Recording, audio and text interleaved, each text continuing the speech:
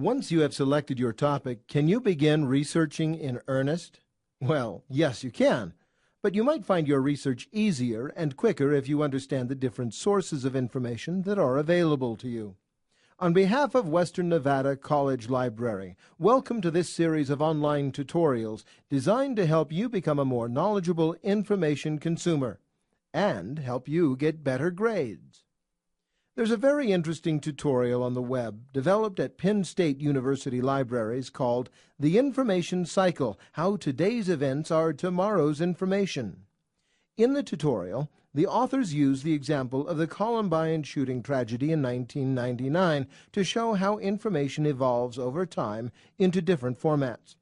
Within hours and even minutes of the shooting on April 20th, 1999, there was information appearing on TV, the radio, and the Internet. The day after the shooting, all of the country's newspapers described the event, devoting extra time with more complete coverage, fleshing out some of the details. In the weeks following the tragedy, there were numerous articles in the weekly news magazines, such as Time and Newsweek, that went into still greater depth. Then, in the months that followed, the first articles in scholarly journals began to appear, offering more in-depth analysis. Finally, in the years following Columbine, various books were published that put the event in even larger perspective. This example of the information cycle illustrates one of the reasons that many instructors insist that students read and cite scholarly literature and books in their research papers. It's simply because the information provided in scholarly sources is more likely to provide depth and perspective than you will find in a newspaper or news magazine account. So now let's look at the different ways information is packaged today. Books are available in hardcover or softcover formats, and today a growing number of books are also available electronically as e-books. There are several categories of book publishing. Trade books are for the general reader and are the types of books most people are familiar with. They're available on almost any subject. This category includes fiction, biographies, travel guides, cookbooks, children's books, and non-fiction books on almost any subject. You'll find trade books in bookstores and libraries, and some are also available through book clubs. Then there is the scholarly book. This type of book is frequently published by university presses, such as Harvard University Press, or by specialized academic associations. Many scholarly books may have started their life as a doctoral dissertation and contain highly detailed and specialized information. All students are familiar with educational books, which are published by textbook publishers for use in instruction in kindergarten through college. They are available through school districts and in school bookstores, but usually not in academic libraries except perhaps on reserve for a class. Reference books are another category. These books are intended to be consulted for summary information as opposed to being read cover to cover. The most current reference books are usually found in the reference sections of libraries.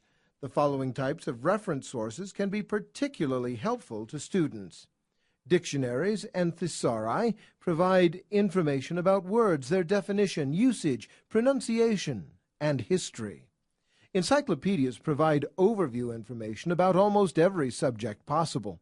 There are both general encyclopedias, such as Encyclopedia Britannica or World Book, and more specialized encyclopedias such as the Encyclopedia of Religion or the Encyclopedia of Anthropology. Don't be fooled, though. Some encyclopedias are called dictionaries, such as the 29-volume New Grove Dictionary of Music and Musicians.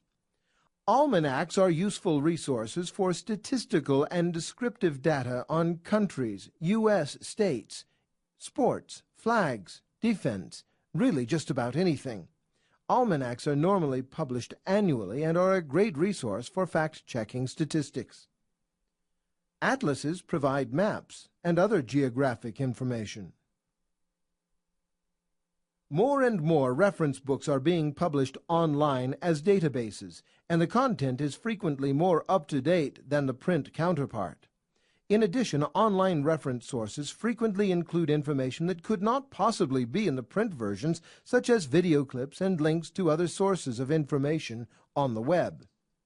Now let's turn our attention to another familiar information package: periodicals and serials. This category includes newspapers such as the New York Times, newsletters such as Distance Education Report, magazines such as Time, Popular Mechanics, or Smithsonian, and scholarly journals such as American Historical Review.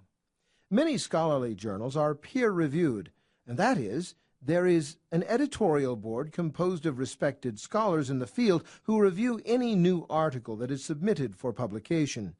An article will not be published unless the editorial board approves it. This ensures the reliability of the articles published in the journal. Periodicals are usually kept in a special area in a library that encourages you to browse the most recent issues. In the past, libraries kept back issues of their periodicals on microfilm or microfiche. Some still do, but today more and more libraries rely on databases or electronic subscriptions that provide access to back issues of periodicals. Last but certainly not least is the open web. The web's expansion has been breathtaking, accounting for an exponential growth in the amount of information available to us all. In 2008, barely 18 years after the initial development of HTML, the basic language of the web, it is rare to find a business, government entity, or educational institution that does not have a website. Indeed, anyone can publish on the web, and many do. Just how trustworthy the information is on any given website is an open question. That's why most instructors want students to use more traditional sources of information. Nevertheless, there is plenty of great information on the open web, and later in this series, we're going to look at how to evaluate information from the web and from all the information sources mentioned in this episode. That's it for this episode of Research Secrets Revealed. Remember, if you have questions, ask your librarian. Thanks for watching.